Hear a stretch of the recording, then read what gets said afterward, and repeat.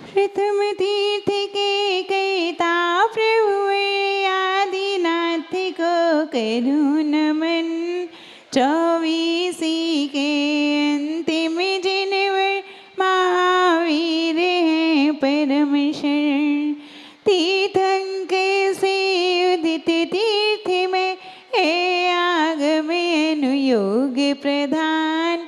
जिससे पढ़ूं मैं भव के जनों को मिले मोक्ष पद शीघ्र महान।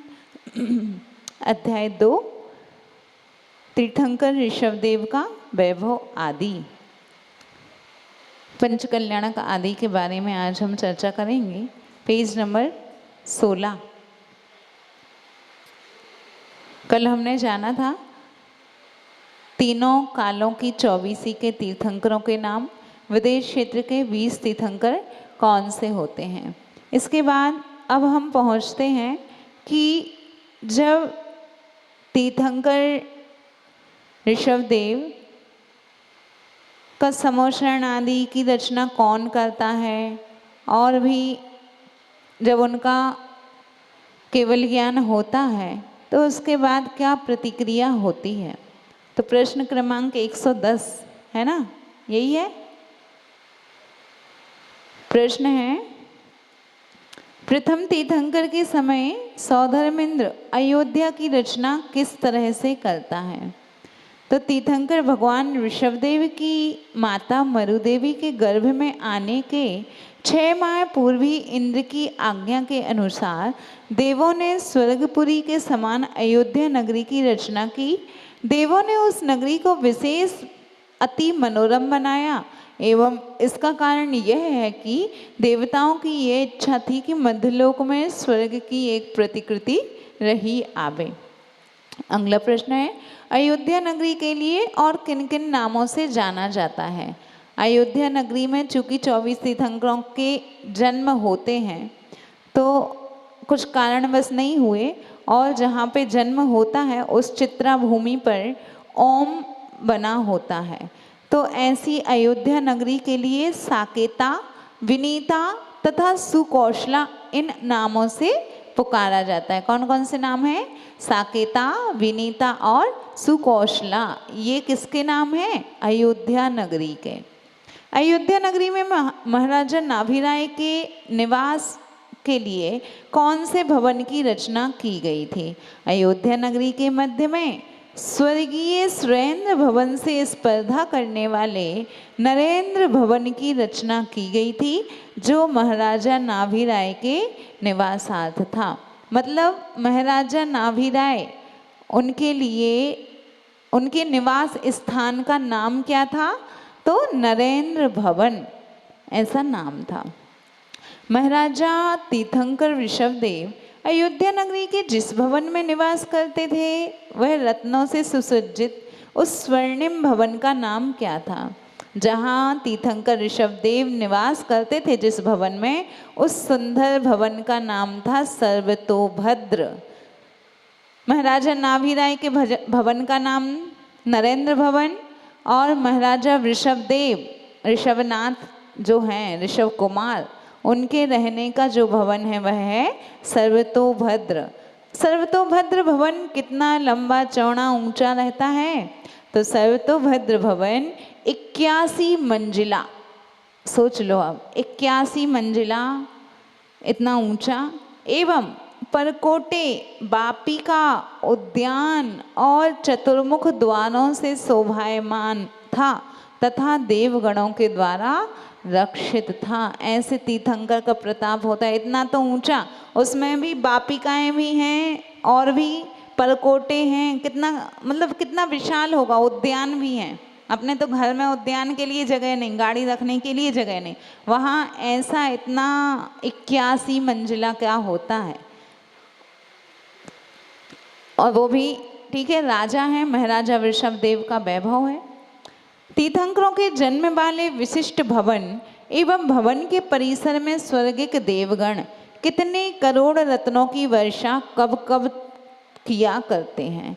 तीर्थंकर भगवान के जन्म के 15 माह पूर्व से अर्थात गर्भ में आने के 6 माह पूर्व से, 9 माह तो गर्भ में और 6 और जोड़े सो 15, इसलिए जन्म के 15 महीने पूर्व और ऐसा कहो कि वही गर्भ के पहले तो गर्भ के 6 माह पूर्व से 9 माह बाद तक जन्म नगरी में प्रभात, सुबह, दोपहर, शाम तथा मध्य रात्रि में 4 बार 3.5 करोड़ रत्नों की वर्षा देवगण किया करते हैं। इस तरह 14 करोड़ दिव्य बेस कीमती रत्नों की बरसात प्रतिदिन हुआ करती है। अभी तो जन्म नहीं हुआ तब ऐसी खुशियां मनाई जा रही, और जब जन्म हुआ होगा तो खुशियों का तो पार ही नहीं था। मतलब एक दिन में 14 करोड़ रत्नों की वर्षा ऐसी पूरी लगातार 15 महीने तक रत्न बरसते हैं।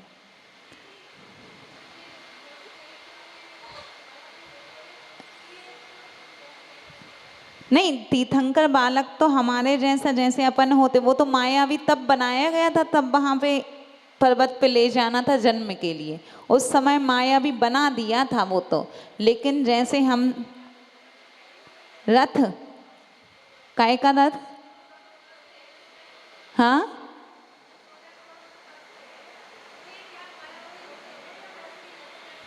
नहीं, जो भी देवगण जो भी जैसी भी करते हैं विक्रिया बनाते हैं, वे जैसे अपने यहाँ रूप बनाते हैं ना देव देवियों का, वैसे ही रूप बनेगा। कोई मतलब वैसा बनावटी नहीं लगेगा, ओरिजिनल ही लगेगा, क्योंकि देवों का शरीर जो होता वो वैक्रियक होता, तो एक देव कई सारे रूप बना सकता है, तो बनाएगा ऐसे ही रूप कि साक्षात ऐसा लगेगा कि कोई व्यक्ति ही है, ऐसे नहीं लगेगा कि कोई बनावटी, पूरा व्यक्ति ही लगेगा। एक रूप अनेक रूपों को बना सकता है, ऐसी उनमें विक्रिया रिद्धि होती है।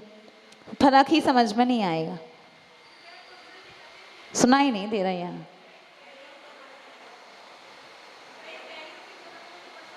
हाँ नहीं, मायामयी नहीं होते, ये तो बेस कीमती रत्न होते हैं, लिखा है ना बेस कीमती, मतलब एकदम ओरिजिनल रत्न होंगे। फिर भी उनको कोई लूटता नहीं है। क्यों नहीं लूटता? क्योंकि तीर्थंकर का जन्म हुआ, अपार वैभव उनके पास है, सबको सब कुछ मिल भी रहा है भाई।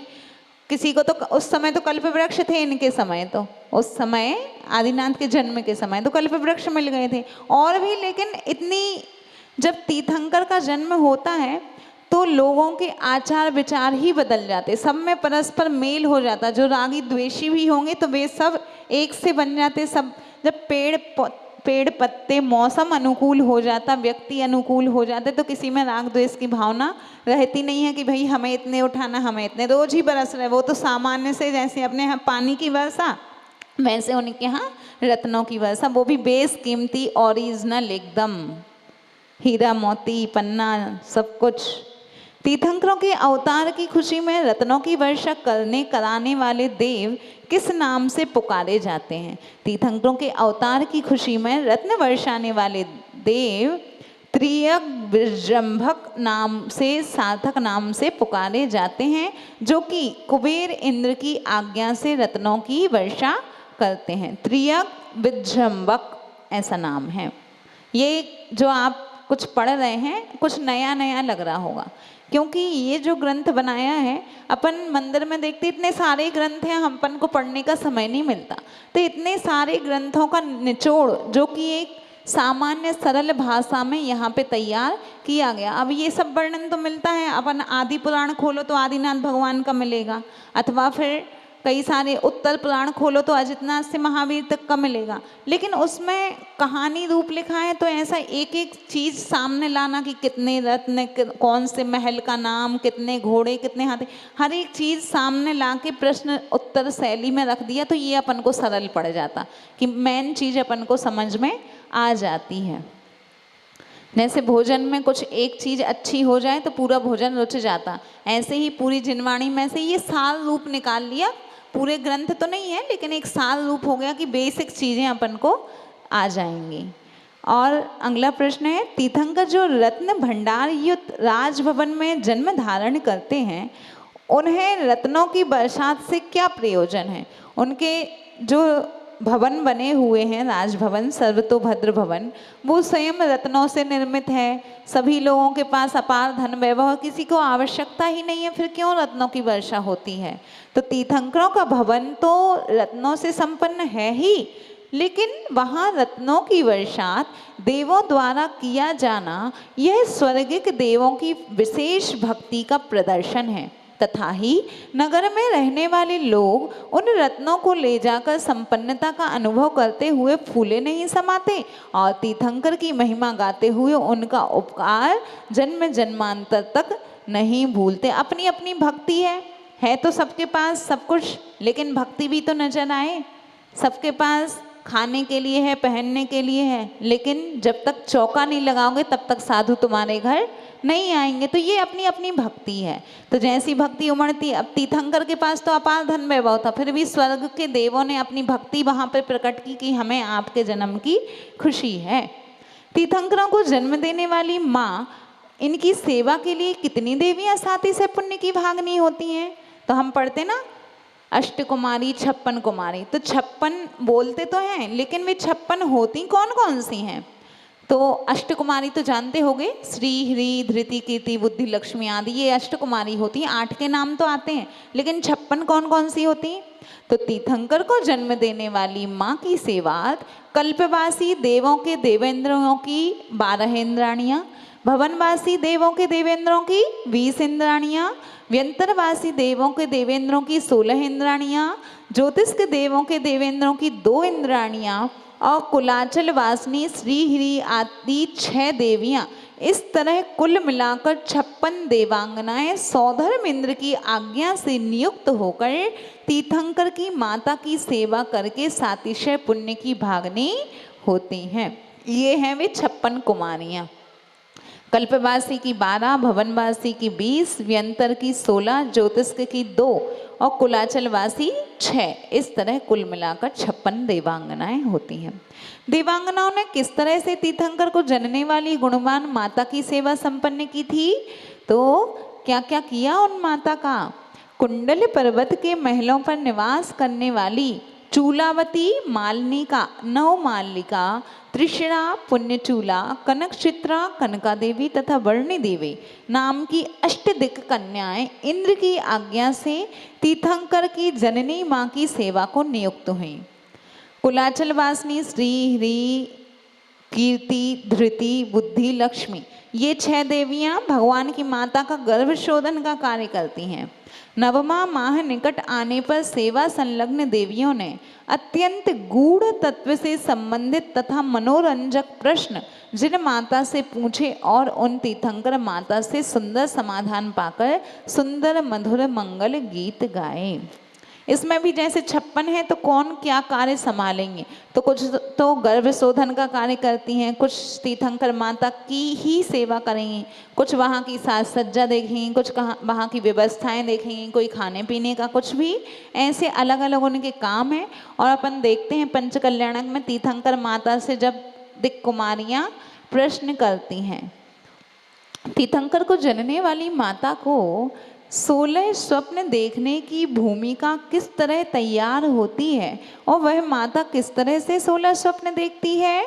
तो जब ऋषभदेव के गर्भ में आने के 6 माह पूर्व जैसे जैसे दिन छोटे होते जा रहे थे, वैसे वैसे यहाँ अयोध्यापुरी की सर्वांगीण श्री वैभव सुख आदि की वृद्धि हो रही थी। शीघ्र ही वह समय आ गया कि जब देवायु समाप्त हो गई और तीर्थंकर की मनुष्य आयु का उदय आते ही वह स्वर्ग की विभूति मानव लोक में आ गई। चूंकि देवगति से यहाँ पे उनका जन्म होना था, तो देव आयु समाप्त हुई जैसे और तीर्थंकर की मनुष्य आयु का उदय आते ही स्वर्ग की विभूति मानव लोक में आ गई। उससे माता मरुदेवी को 16 स्वप्न दर्शन द्वारा उक्त बात की सूचना देने के साथ अपने मंगल जीवन की महत्ता को पहले ही प्रकट कर दिया।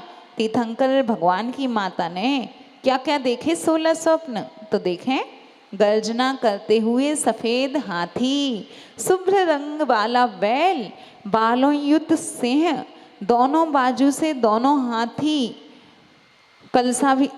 हाथी दोनों बाजू से हाथी कलशाभिषेक कर रहे ऐसे लक्ष्मी को देखा, लटकती हुई पुष्पमालाएं देखी, चांदनी युक्त पूर्ण चंद्रमा को देखा, उदय होते हुए सूर्य को भी देखा, सरोवर में क्रीड़ा करने वाले मछली के युगल को देखा, दो मछलियां, और कमलों से घिरे स्वर्णमय दो पूर्ण कलश देखे, पद्मों से भरे सरोवर, पद्म मतलब होता है कमल, तो फूलों से भरे सरोवर को देखा, उन्मत्त लहर युक्त समुद्र देखा, रत्न जड़ित सिंहासन देखा, रत्न जड़ित देव विमान को भी देखा, और नागेंद्र के भवन को भी देखा, एवं प्रकाशमान रत्न राशि और अंत में धुएं से रहित प्रखर अग्नि देखी। इस तरह क्रमशः 16 स्वप्न देखे। अब इनका फल क्या है? तो कहते हैं कि इन स्वप्नों के फलों को सुनकर किस प्रकार माता आनंदित हुई, और उसने इन स्वप्नों को किससे पूछा था? सौधर्मिंद्र से पूछा था, सचिंद्र रानी ने। तो नहीं, माँ ने पिता नाभि राय से ये प्रश्न किए और फिर उनका उत्तर सुनकर बहुत आनंदित हुई। प्रत्येक तीर्थंकरों की माताएं रात्रि के अंतिम प्रहर में दर्शित होने वाले 16 सपनों के फलों को अपने पति से पूछने पर, मात्र यहाँ पे एक तीर्थंकर की बात तो आ रही थी कि ऋषभदेव का वर्णन हम पढ़ रहे, लेकिन 16 स्वप्न जो भी दिखते हैं तो सभी तीर्थंकरों की माताओं को दिखे। तो वे 16 स्वप्न का फल यहाँ पे बता रहे हैं कि क्या बोला?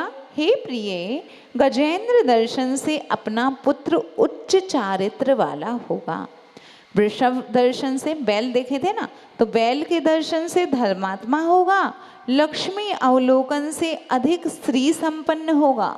उनकी श्री मतलब मति, बुद्धि बहुत अच्छी होगी। मालाएं दिखने से सबके द्वारा शिरोधार्य होगा। चंद्रमा दिखने से संसार के संताप को दूर करने वाला होगा। सूर्य दिखने से बहुत अधिक तेजस्वी होगा, और मील युगल दिखने से सर्वाधिक रूप से संपन्न होगा। कलश दर्शन से कल्याणक को प्राप्त होगा। जन्म होते ही पता चलेगा कि ये कल्याणक को प्राप्त होगा। सरोवर दिखने से वात्सल्य भाव युक्त होगा। समुद्र दर्शन से गंभीर बुद्धि वाला होगा, और सिंहासन दिखने से सिंहासन का स्वामी होगा, राजा बनेगा। देव विमान दिखने से देवों का आगमन भी होगा, उसका जन्म होगा जब देवों के आसन कंपायमान होंगे, वे भी यहाँ पे आएंगे। नागेंद्र भवन दिखने से नागकुमार देवों का भी आगमन होगा, और रत्न राशि दिखने से विशिष्ट गुणों का स्वामी होगा। एवं अग्नि दर्शित होने से, बिना धुआं की अग्नि दिखी थी, तो इससे अपना पुत्र कर्मों का दहन कर मोक्ष का भागी होगा। ऐसे अतीव आनंद की प्राप्ति होती है। ये हैं, कहते कि पूत के गुण पालने में नजर आते हैं। ऐसे ही जब बालक का जन्म होने से पहले ही पूरे स्वप्न में देख लिया कि हमारा बालक किस प्रकार मोक्ष तक की यात्रा करेगा, कितना बलशाली, कितना गंभीर बुद्धि आदि का होगा, और मोक्ष तक की यात्रा करने में सफल होगा कर्मों का हनन करके। तीर्थंकर की माता और तीर्थंकरों की प्रारंभिक काल से ही परिचर्या करने से कौन आत्मा देवगति से अतिशीघ्र मनुष्य भाव पाकर मोक्ष पद को प्राप्त करती है? तो तीर्थंकरों की माता और तीर्थंकरों की गर्भाधिक कल्याणकों की प्रारंभिक अवस्था से ही सेवा करने व करवाने से सौधर्मेंद्र की प्रमुख देवी सचेंद्रा ने सौधर्मादिक देवगणों की सागरोपमादिक आयु के सामने मात्र कुछ पल्योपम जैसी आयु का अनुभव करके मनुष्य भाव को प्राप्त कर एक भवतारी होकर सौधर्म इंद्रादि देवों से भी पहले ही संयम धारण कर कर्म छपण कर अतिशीघ्र मोक्ष पद को प्राप्त कर लेती है। कहते हैं लोकांतिक देव एक भवतारी होते हैं, और दक्षिणेंद्र जो होते वे भी एक भवातारी होते हैं। एक भवातारी मतलब जैसे अभी जिस पर्याय में है, इसके बाद मनन करके जो भव लेंगे उसमें वे उस काल में वे मोक्ष को प्राप्त करेंगे। तो ऐसे सची इंद्रानी भी, इतनी उसकी आयु तो बहुत लंबी होती है, लेकिन सागरों की आयु मात्र छोटी सी होकर एक भव अवतारी हो जाती है, सौधर्मेंद्र से पहले ही वह मोक्ष को प्राप्त कर लेती। तो एक भाव इसलिए लगता कि भाई अगले भाव में पुरुष का रूप लोगी, पुरुष से मुनि बनेगी, मुनि के बिना तो निर्ग्रंथ बने बिना तो मोक्ष पद संभव है नहीं, इसलिए एक भावतार में वह मोक्ष को भी प्राप्त करेगी। क्यों करती है? चूँकि इतनी सेवा करती है सौधर्मेंद्रानी, बालक की इतनी सेवा करती है, उसके लिए मानस तम जो बालक के वस्त्र होते हैं ना, जो बालकों को वस्त्र पहनाती है वो तीर्थंकर बालक के लिए, क्योंकि जन्माभिषेक के लिए तो ले गए, जन्माभिषेक किया, उसके बाद जब सौधर्मेंद्र उसको सची इंद्राणी को बालक को सौंपता है, उसके बाद वह उसको तैयार करती है।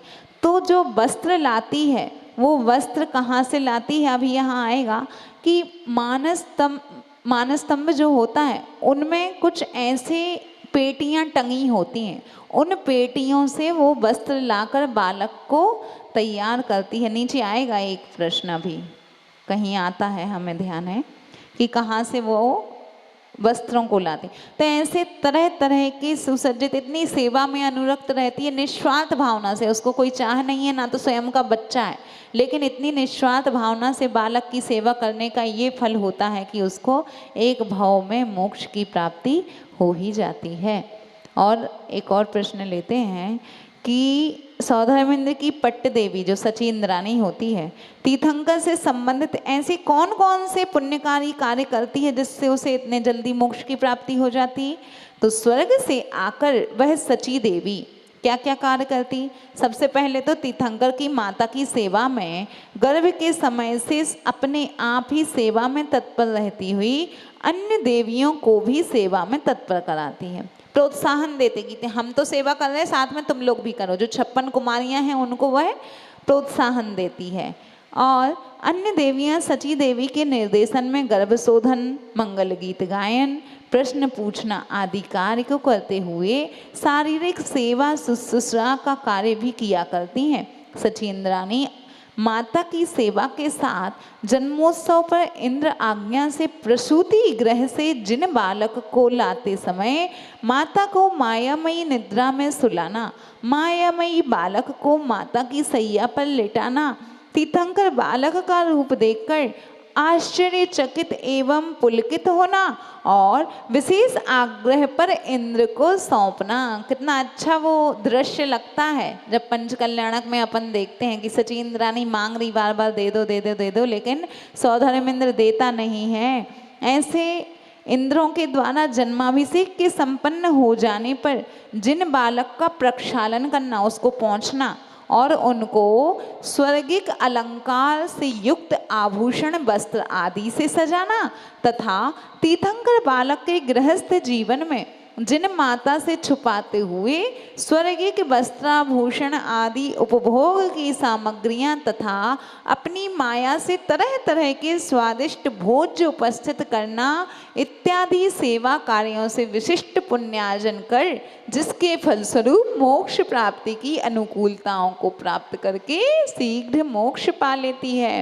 बालक की माता को नहीं पता कि हमारे बच्चे के, हम तो दूसरे वस्त्र लाते हैं, यहाँ वैसे ही रत्नों से जड़ित वस्त्र हो जाते हैं, सारी चीज़ें वो बदल देती, लेकिन माता को भ्रम भी उत्पन्न नहीं होने देती। ऐसी निस्वार्थ भावना से सेवा करने वाली वह सची इंद्राणी शीघ्र ही मोक्ष को पा लेती है। तीर्थंकर प्रभु के जन्म लेते ही चारों निकाय के देवों को किन संकेतों से प्रभु जन्म का संदेश प्राप्त होता है?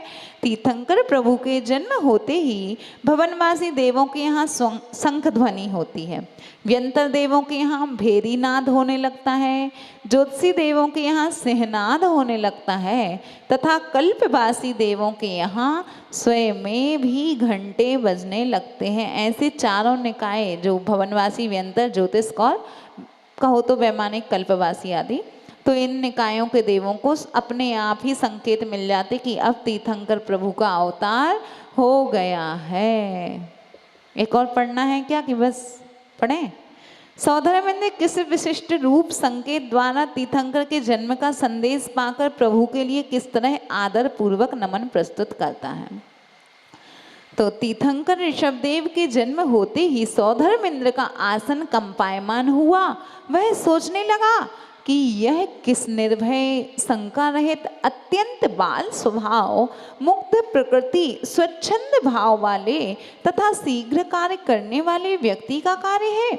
अपने पराक्रम से शोभायमान भी देव दानव समुदाय से किंचित प्रतिकूल होने पर जो उनके दमन की करने की सामर्थ्य धारण करता है, ऐसे शुक्र पुरंदर और इंद्र नामधारी मेरे अकंपित सिंहासन को कंपित करते हुए उसने मेरी कुछ भी गणना नहीं करी। ऐसा विचारते हुए सौधर्मेंद्र के चित्त में एक बात उत्पन्न हुई कि तीनों लोकों में ऐसा प्रभाव तो मात्र कौन कर सकता है? तीर्थंकर भगवान, वे ही ऐसा कर सकते, उनके सिवाय अन्य किसी में इतनी संभावना ही नहीं है। पश्चात अवधि ज्ञान से सौधर्मेंद्र ने जाना कि भरत क्षेत्र में महाराज नाभि राय के यहाँ ऋषभनाथ तीर्थंकर का जन्म हुआ है। तत्काल ही वह आश्चर्य रूप महाआनंद रस में परिणत हो गया।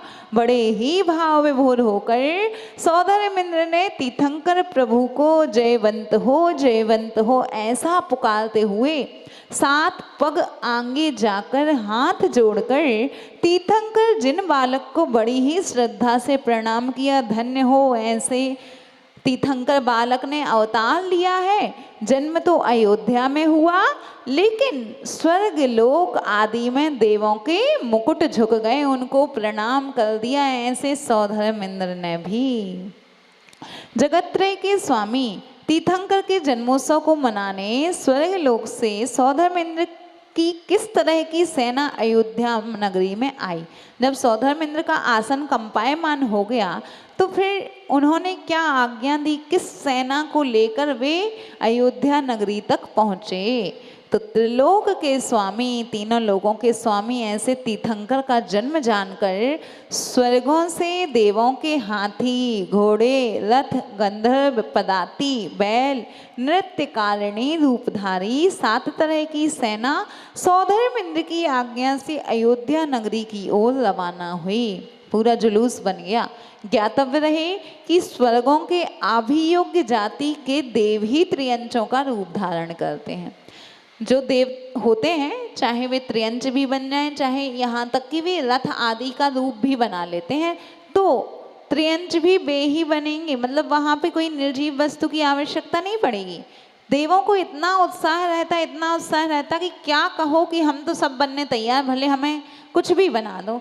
तो सारे रूपों को धारण करके इतनी खुशी से स्वर्गों में, वैसे तो कोई त्रियंच नहीं होते, ये तो जानते होंगे आप लोग, स्वर्गों में त्रियंचों का निवास नहीं होता। तो स्वर्गों में अब हाथी, घोड़ा, इतनी बड़ी सेना लाना है अयोध्या नगरी के लिए। क्योंकि यहाँ तो वही रीति रिवाज है कि घोड़ों से सेनाएं निकलती हैं, हाथियों पे सवार होते हैं, तो वैसा बनाने की शक्ति उन देवों ने यहाँ पे समर्पित करी। स्वयं हाथी, घोड़ा आदि बने और ऐसे मंगलमय अवसर पर शोक, विषाद आदि विकारों का सर्वत्र अभाव हो गया।